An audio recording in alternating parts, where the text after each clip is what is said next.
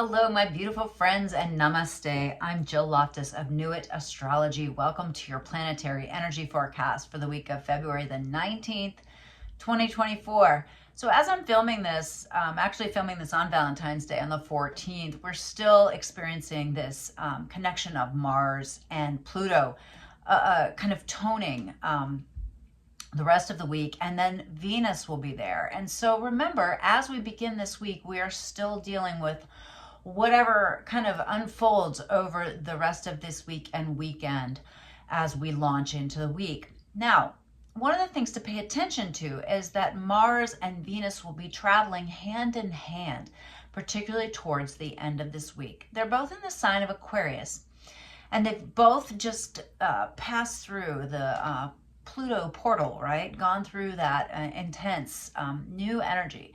We're all adapting to that new experience of Pluto being in that sign of Aquarius. That has to do with a more scientific approach, that has to do with the masses of people and revolutions and breakthroughs.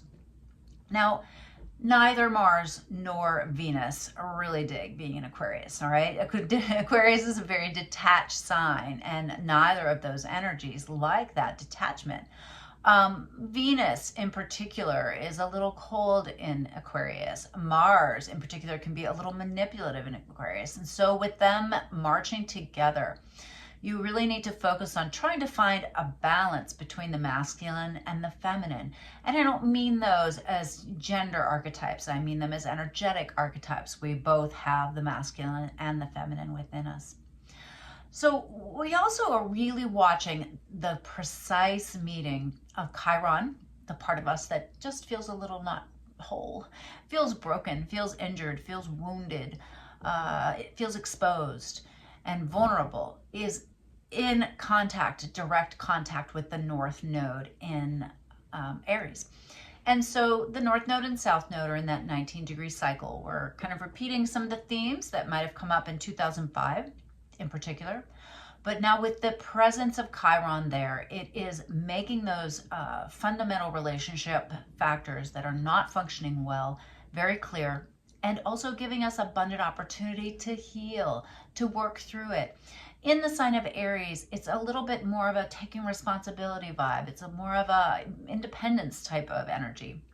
But watch in your personal relationships that you're not lashing out or being harsh, because that's one thing about Aries energy. It can kind of be quite brash, quite immature, and kind of blow up and then move on, right? And so you might feel these energies welling up within you that could come from any number of some of the planetary alignments. But just make sure that you're doing like exercise this week in order to move that energy if you feel it. If you feel a real buildup of something, go for a power walk, knock out some push-ups. Like, don't just reach for your phone and distract yourself. Like, process some of the things that you're feeling and put in the effort, right? Stay steady and just really watch out for anger or upset, especially people who feel these energies, don't know what to do with them, and just lash out. They get really, really close together starting on the 20th. Now they're really going to be literally walking together until we get to February 28th. So this is an energy that you're going to start to feel, and it's really strengthening in the area of Aquarius for you. At the same time that is happening, the little pileup of Pisces planets is happening as well too. And there are some pretty big moon voids. On the February 22nd, that evening, Eastern Standard Time, the moon will go void at 11:18, and hopefully we'll all be in bed, right?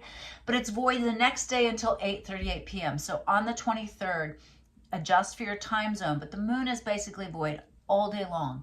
So you're not going to get traction on anything. You need to be artistic. You need to be inspired. You need to be, doing those types of things. That can sometimes be hard, especially if you're in a job that you're trying to, you've always got to try to produce, right? You're trying to get things done. Just realize that anything initiated at this time will not have sticking power.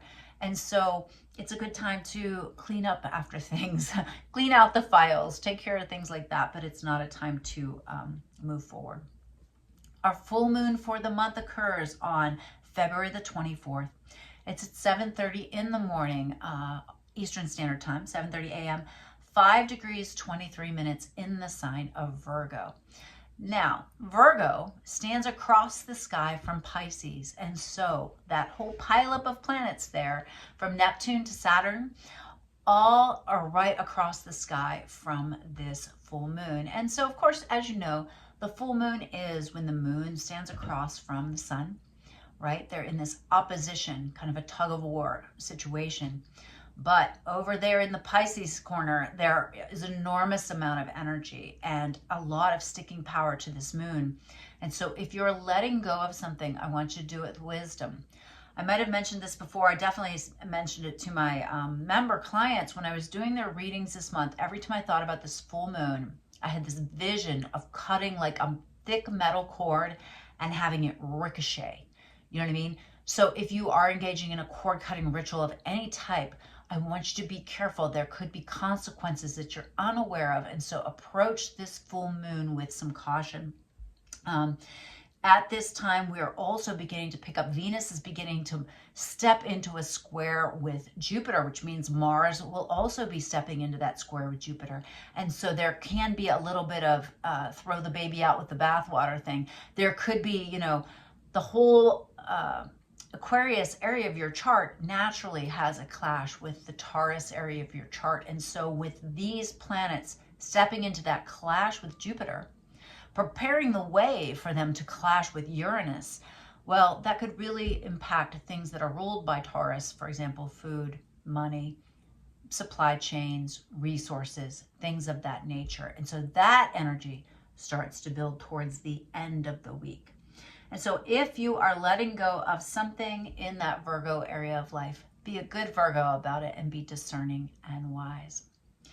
And then as we finish up the week, we've got the stellium, right? All those planets traveling together. Mercury, Sun, Saturn, very much connected in the sign of Pisces.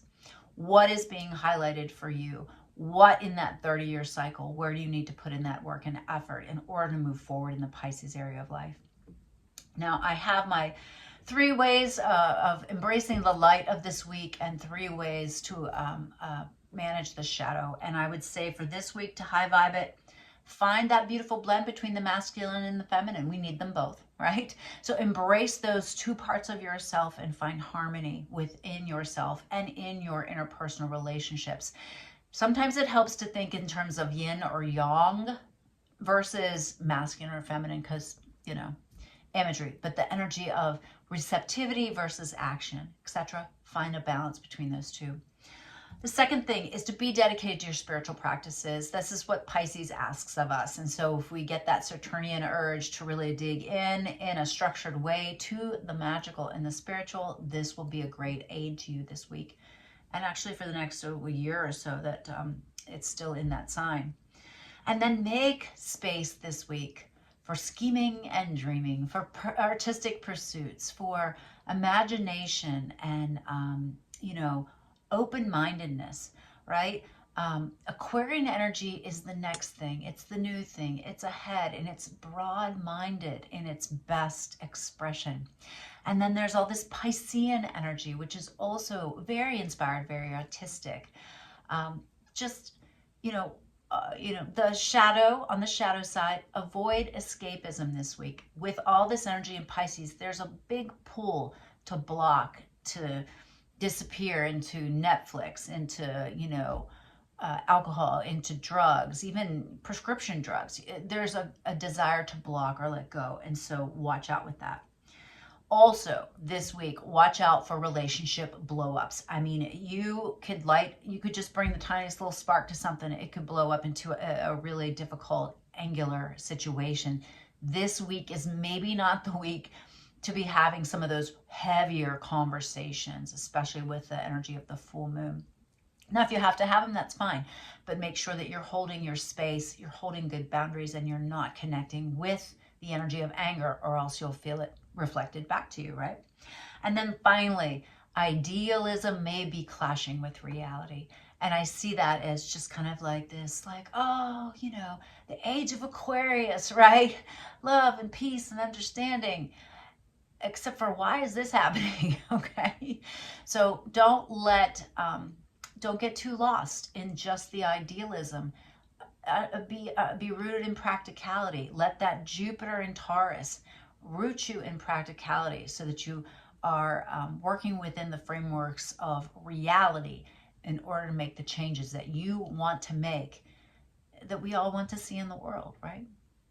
All right. Well, I hope you found this useful and helpful. Please hop on the blog. I've made some updates to the website. Hopefully they're improving it. I've got a search function in my blog now, so you can look for past posts, which is great. And I am working with Odyssey, the platform. I hope you'll check out their website and their YouTube channel. I did a monthly forecast for February last month. You may wish to check that out. I just sent them my March forecast for the month. I have a general forecast at the beginning, and then I have one for each rising sign. So I hope you'll check that out. Stay tuned for the tarot, and we'll see what insights the tarot can give us about, oh my gosh, almost the end of February. Hello, my beautiful friends, and welcome to your Isis Lotus Tarot spread for the week of April the 19th, 2024.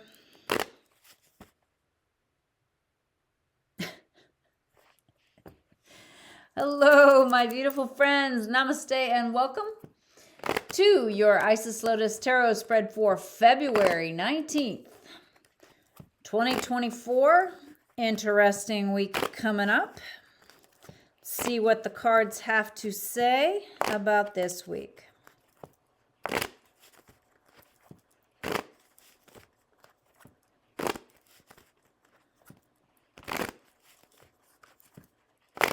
Got a tarot workshop coming up next month. If you're interested, check it out on the website. I have a free tarot course too on the website too. Lots of shuffling here.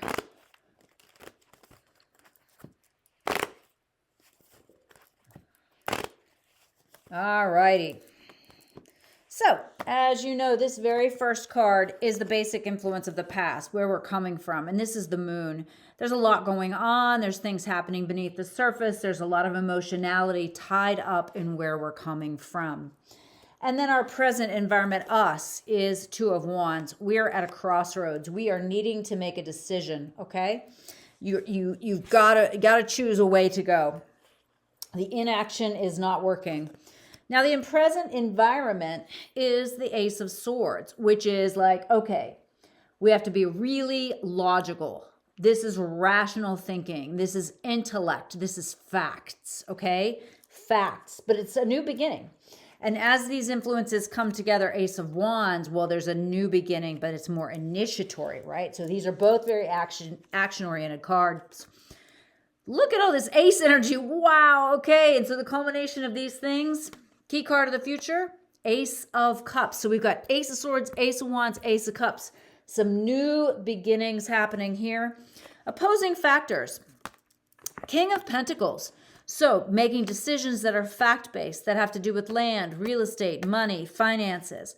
Or Knight of Pentacles. So Knight of Pentacles energy, same topics, right? Same topics, but this one is more, Knight energy is a little bit more idea, action-oriented versus the King, who sits back and kind of has other people do these things.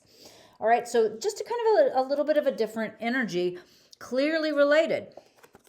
Near future key card. The Tupac Shakur card, as I call it, the Eight of Cups, the walk away card. Doesn't matter how much time or energy you have in something, there's something that has to be left behind in order to move forward. On the King of Pentacles side, we've got the Lovers, a perfect situation. Knight of Pentacles, 10 of Wands. You might be making it harder than you need to. King of Pentacles, Lovers, Page of Pentacles. Well, we've definitely got some themes here.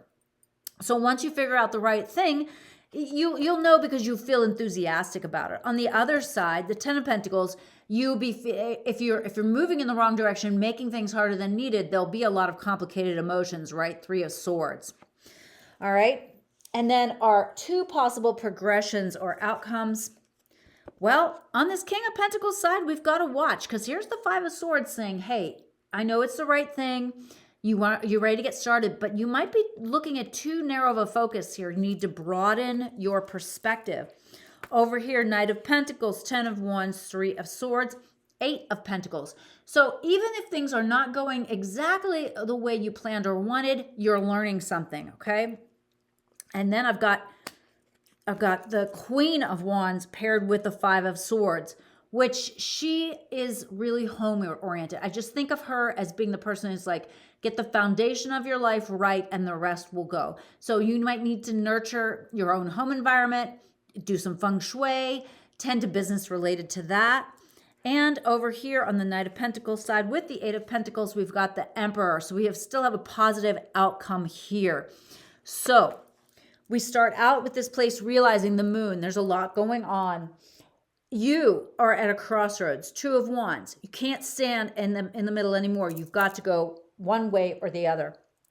The environment requires that you have new beginnings based on intellectual facts and ideas, that you are initiating those facts and ideas, and that really needs to help you fill up your like emotional cup. Like it has to be fulfilling on all levels. All right. So on the one hand, you are large and in charge and starting to make big, major decisions. You got to walk away from something towards something that you really want.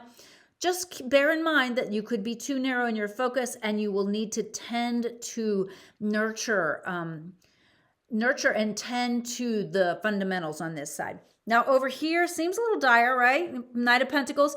This is less, this is more of like a new idea, I think. This King of Pentacles might be something that's been more in the mix. So if you're in the new idea side, again, you still have to walk away from something. Don't make it harder than you need to by focusing on the negative energies. Instead, realize that no matter what you're going through, you're building skills for the future, and that you are you're the author of your life. And so this week is going to show you that. Super powerful tarot this week. I hope that this is useful and helpful, and I'll see you next week. Bye.